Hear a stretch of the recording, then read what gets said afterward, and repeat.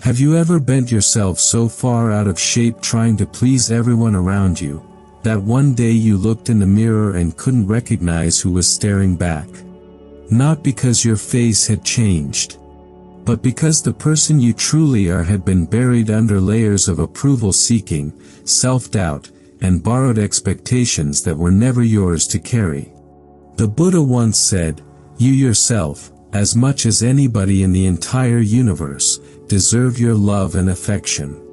Today, we're going to explore 10 Buddhist teachings that will show you how to stop abandoning yourself, and finally come home to who you really are. If you've been running on empty trying to be enough for everyone else, this video is your permission to stop. Part 1, Stop Abandoning Yourself for Belonging, the Buddhist Truth About Self-Betrayal. There is an old Buddhist parable about a golden lion who was raised among sheep. From the day he was born, the lion lived in the flock. He ate grass. He bleated softly. He walked with his head low, terrified of his own shadow. He believed, with every fiber of his being, that he was a sheep. One day, an older lion came to the meadow and saw this strange, heartbreaking sight, a magnificent golden lion, trembling among sheep, trying desperately to shrink himself into something he was never meant to be. The older lion said nothing.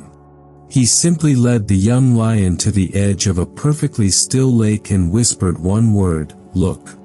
And for the first time in his life, the golden lion saw his own reflection. Not a sheep. Not something small and afraid. A lion. Powerful. Radiant. Whole. He had never been a sheep.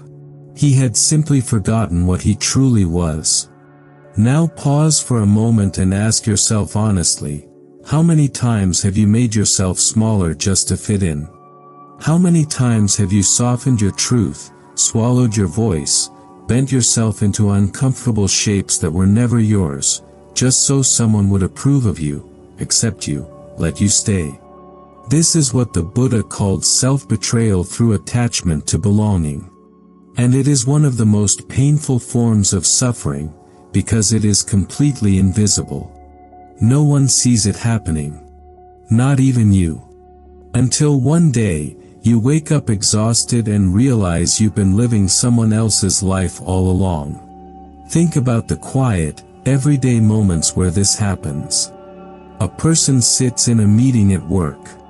They have an idea, a genuinely good one, but they glance around the room, read the atmosphere, and swallow their words. They agree with opinions they don't actually hold.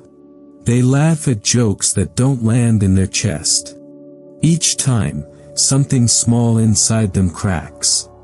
This doesn't happen once. It happens hundreds of times. Thousands. Small daily negotiations where you trade a piece of your authenticity for a moment of borrowed comfort. You mistake attention for genuine connection. You mistake approval for real love. You mistake fitting in for true belonging. But the Buddha offered a teaching that is both simple and revolutionary. In the end, only 3 things matter: how much you loved, how gently you lived, and how gracefully you let go of things not meant for you. Belonging that requires you to abandon yourself was never belonging at all. It was a cage carefully dressed up as a home. True belonging begins the moment you stop abandoning yourself. The moment you look into the still water of your own awareness and finally remember what you are. Not a sheep. Never a sheep.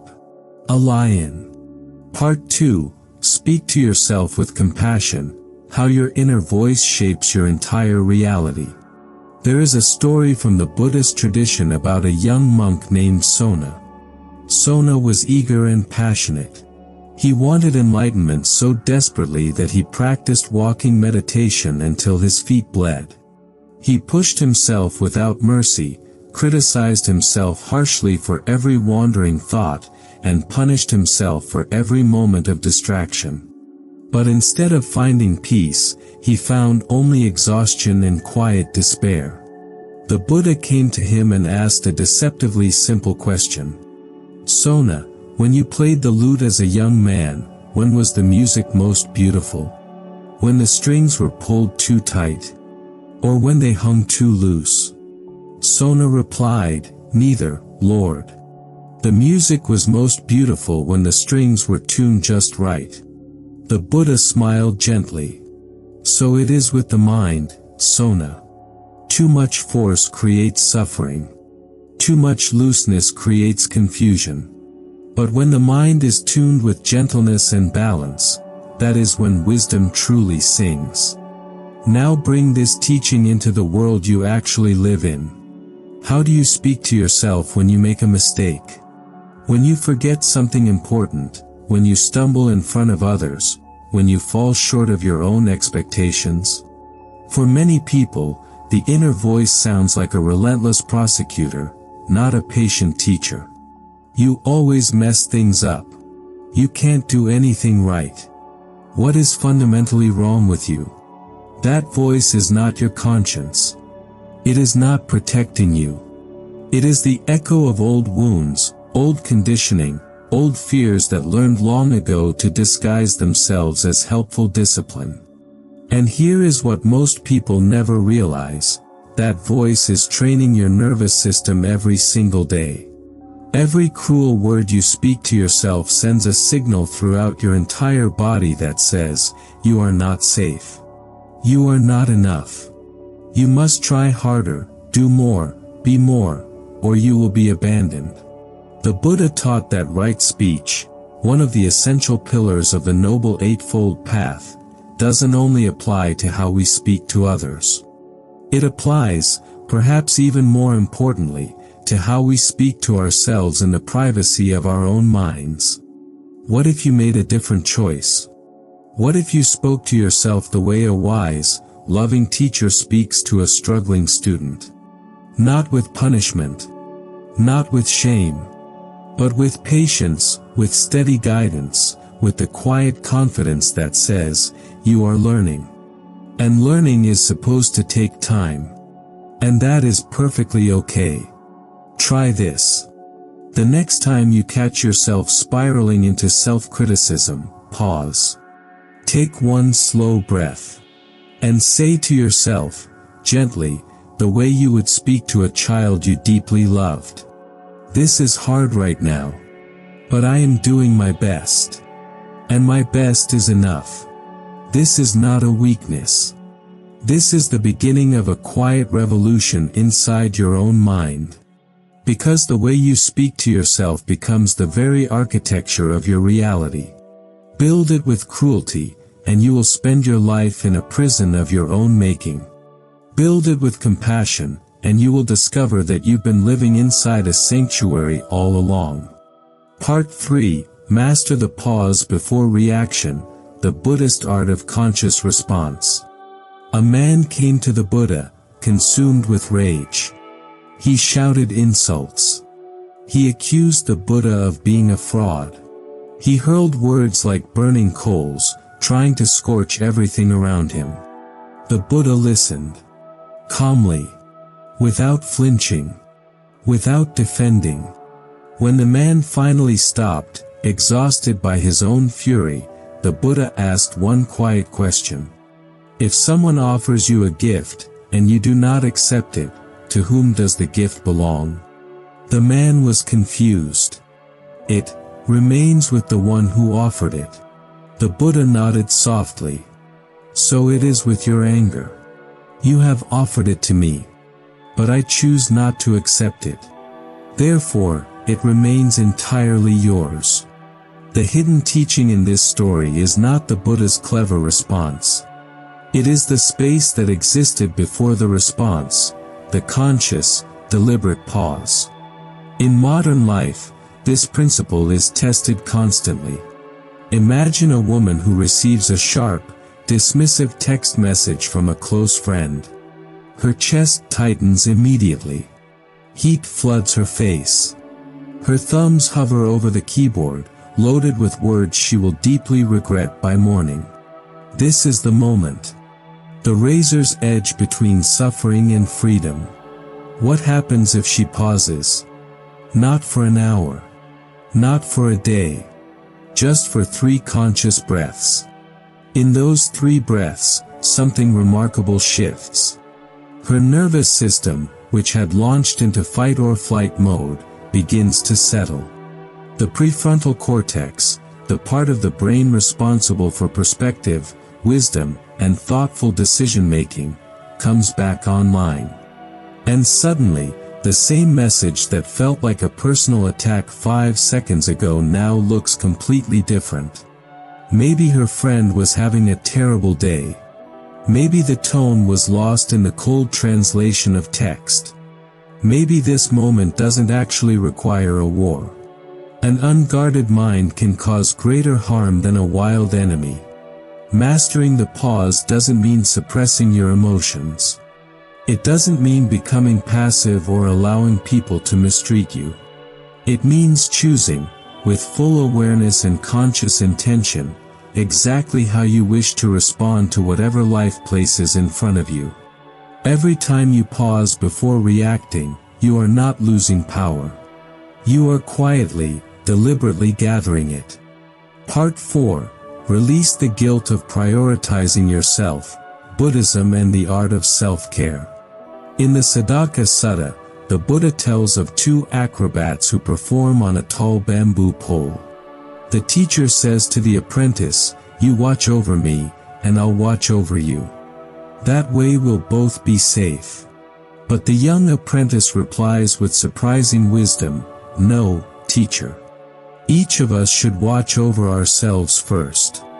By protecting ourselves, we naturally protect each other." The Buddha praised this answer. This teaching challenges one of the most deeply held beliefs in human conditioning, the belief that taking care of yourself is selfish. That choosing your own well-being somehow means you are failing everyone else. Think about how this guilt operates in everyday life. A mother feels guilty for closing her bedroom door and sitting in complete silence for 20 minutes. A man feels ashamed for declining a weekend obligation because his body is begging for rest. A young professional feels deeply wrong for setting a clear boundary with a demanding boss. Where does this guilt actually come from? In most cases, it is not a genuine conscience speaking. It is borrowed guilt, conditioning absorbed over years from culture, family, religion, or society that taught you one dangerous equation: your worth equals your usefulness to other people. The Buddha never taught this equation. He taught the middle way, the path of balance. And balance requires that you include yourself in your own circle of compassion. A candle that burns itself completely out illuminates nothing for anyone. Permit yourself to rest, to say no, to choose yourself. Not because you've earned it through suffering, but simply because you are alive. And that, by itself, is more than enough reason. If these words are resonating with something deep inside you, take a moment right now to subscribe to Buddha Coha and ring the notification bell. Every teaching we share here is carefully designed to help you find more peace, more clarity, and more genuine self-love in your daily life. You don't have to walk this path alone. Part 5. Build boundaries as sacred gates, protecting inner peace the Buddhist way. In ancient Buddhist monasteries, there were always gates. Not walls. Not fortresses. Gates. These gates served a sacred purpose. They didn't shut the world out completely. They honored what came in and what went out. Visitors were welcome, but only those who came with genuine respect. Offerings were accepted, but only those given with real sincerity. The gate was a place of wise discernment, not cold rejection. Your personal boundary should work the same way. A boundary is not a wall that shuts people out. It is a sacred gate that says, "I love you. And I also love myself. And because I love both of us, I need to be honest about what I can hold and what I simply cannot." Consider someone who has a close friend they've known for years. But every time they meet, the friend complains endlessly, criticizes everything, and drains their energy completely. They leave every encounter feeling hollow and depleted, as though something essential has been quietly taken from them. For years, they have said nothing. They absorb it all because they believe that good people don't set boundaries. Good people endure without complaint. But the Dhammapada offers a very different teaching. An insincere and evil friend is more to be feared than a wild beast. A wild beast may wound your body, but an evil friend will wound your mind. Without boundaries, love slowly transforms into sacrifice. And sacrifice, given enough time, curdles into resentment. And resentment eventually destroys the very thing it was desperately trying to protect. Build your sacred gates. Tend them with wisdom and care. And let love flow through them, clean, steady, and enduring. Part 6, Detach from Outcomes, Not Effort, the Buddhist Path to Inner Freedom. The Buddha didn't say, don't work hard. He didn't say, stop caring about what you do.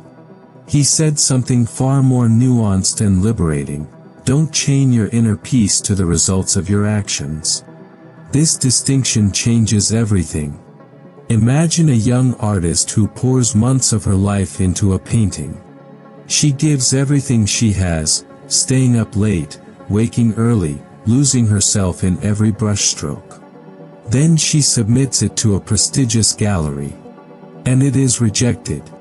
If her sense of worth was tied to the outcome, that rejection doesn't just sting, it devastates. It whispers that she is not talented enough, that the effort was wasted, that she should never have tried at all. But if she has cultivated what the Buddha called upekkha, equanimity, then the rejection is simply information. A data point on a much longer, more meaningful journey. The painting is still beautiful. The creative growth that happened inside her while she worked, that belongs to her forever. No gallery, no critic, no external authority can ever take that away. Peace comes from within. Do not seek it without. When you detach from outcomes while remaining fully committed to your effort, you don't become passive or indifferent. You become something far more powerful, unstoppable. Because your motivation no longer depends on whether the world applauds. Part 7, Rest Without Needing to Earn It, Buddhist Wisdom on Stillness as Strength. There is a beautiful metaphor in Buddhist teaching about a glass of muddy water. If you hold the glass and keep shaking it, stirring it, agitating it, trying desperately to fix the cloudiness, the water stays murky. You cannot see through it, no matter how hard you try. But if you simply set the glass down and allow it to be perfectly still, the mud settles naturally to the bottom. And the water becomes crystal clear all on its own. You don't have to do anything to the water. You just have to stop disturbing it. Rest works the same way. In modern culture, there is a deeply toxic belief that rest must be earned through exhaustion. That you must push yourself to the very edge of collapse before you deserve a single moment of stillness. But the Buddha sat under the Bodhi tree not because he had completed all his tasks. He understood something far more profound, that stillness is not the reward for hard work. It is the very foundation upon which wisdom is built. To keep the body in good health is a duty, otherwise we shall not be able to keep the mind strong and clear. True rest is not reactive, collapsing after you've already broken down.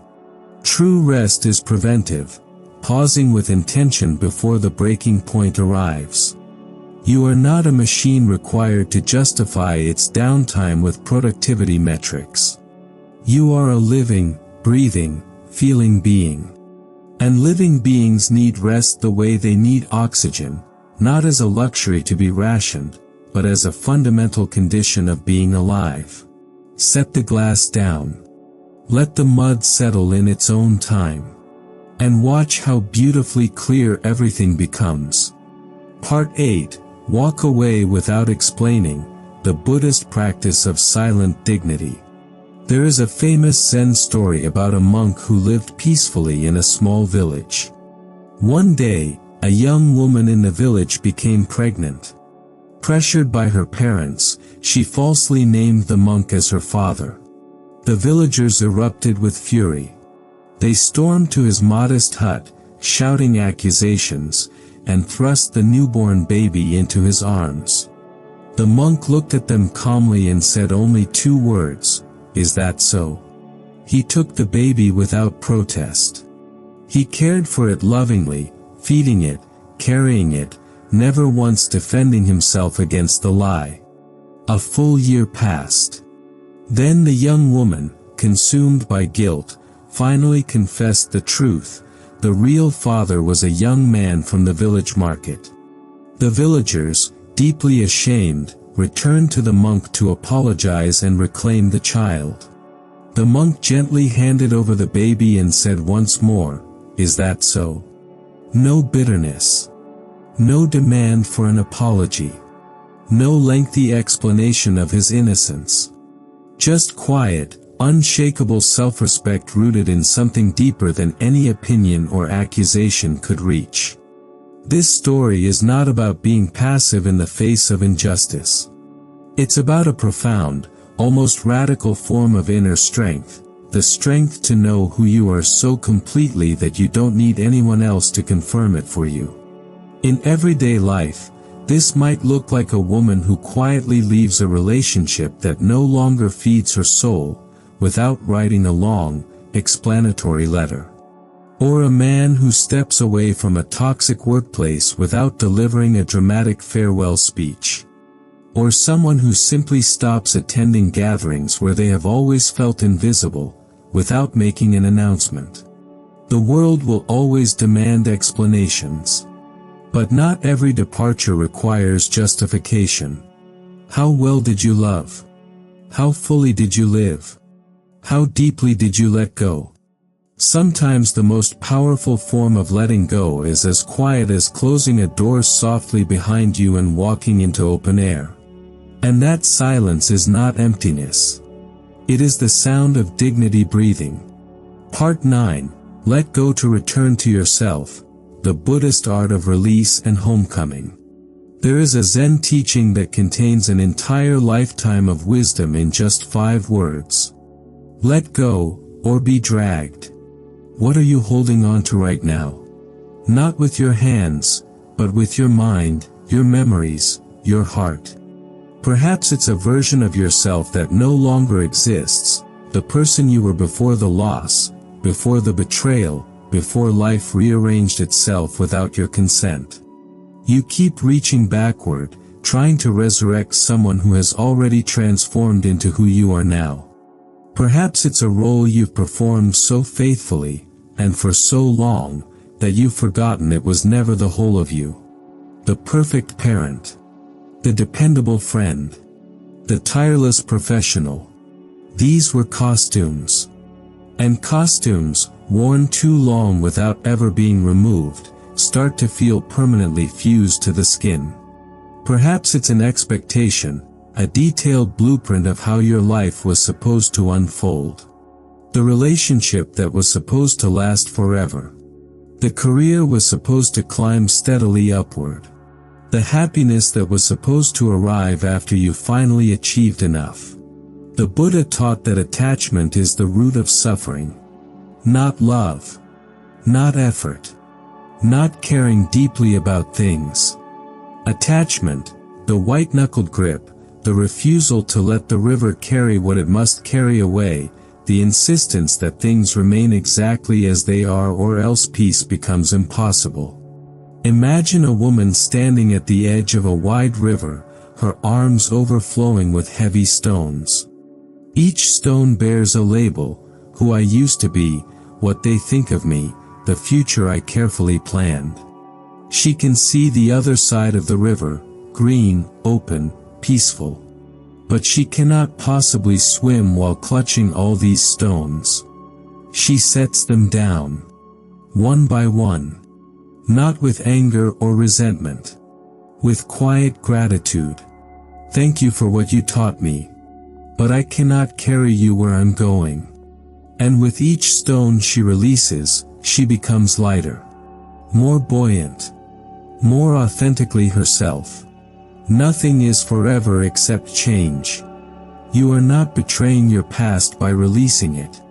You are honoring your present by finally making room for it. Letting go is not a loss. It is homecoming. Come home. You've been wandering long enough. Part 10, Become Your Own Refuge, the ultimate Buddhist teaching on loving yourself. Near the very end of the Buddha's earthly life, his most devoted disciple, Ananda, stood before him with tears streaming down his face. What will we do without you? Ananda asked, his voice breaking. Who will guide us? Who will teach us? Where will we turn? The Buddha, even in his final hours, offered what may be the most powerful teaching ever spoken. Be a lamp unto yourself. Be a refuge unto yourself. Take no other refuge. Let those words settle into you the way rain settles into dry, waiting earth. Be a refuge unto yourself. Not unto your partner. Not unto your career. Not unto the approval of people on the internet who have never met you. Not unto the carefully constructed image of who you believe you should be. Unto yourself. This doesn't mean you should never accept help or refuse connection.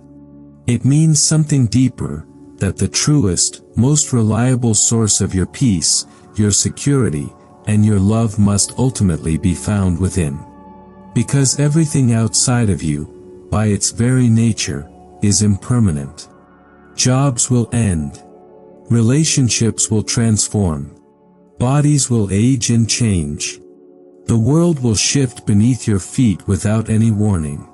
Think about a man who spent decades of his life seeking one thing above all else, his distant, emotionally unavailable father's approval. Every accomplishment, every award, every milestone became an offering carefully placed at the altar of that approval. And every single time the approval didn't come, which was every time, the man crumbled a little further inside. Until one quiet day, after years of this exhausting cycle, something finally shifted. Not in his father. In himself. He began to sit by himself. In meditation. In genuine silence. In that deeply uncomfortable inner space where there are no distractions to hide behind, no achievements to point to, no roles left to perform. And there, in that raw and honest stillness, he discovered something he never expected to find. He was enough. Not because of anything he had accomplished. Not because someone finally told him so. But simply because of what he was, a conscious, breathing, feeling being, worthy of his own love by the simple fact of his existence. You are the sky. Everything else, it's just the weather. This is the teaching that holds all the others together like a thread through sacred beads. Every boundary you build. Every pause you master. Every moment of rest you claim without guilt. Every time you speak gently to yourself instead of harshly. Every stone of attachment you set down by the riverside. All of it, every single practice, serves this one ultimate, liberating truth. You are your own refuge. Not someday when you've healed enough. Not after you've proven yourself worthy. Not once you've finally become the person you think you're supposed to be. Right now. Exactly as you are. With every scar, every imperfection, and every quiet light burning inside you that you've been too afraid to fully acknowledge. You are enough. You have always been enough. And the moment you truly believe that, not as a thought, but as a felt reality living in your bones, everything changes. If you've stayed until this very moment, something in these words was meant specifically for you. Maybe it was the story of the golden lion remembering his reflection.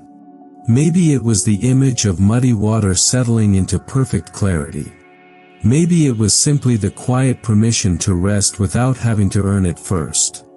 Whatever landed in your heart, hold it gently. Water it with attention. Let it grow. The path of self-love is not a destination you arrive at once and never leave. It is a daily practice.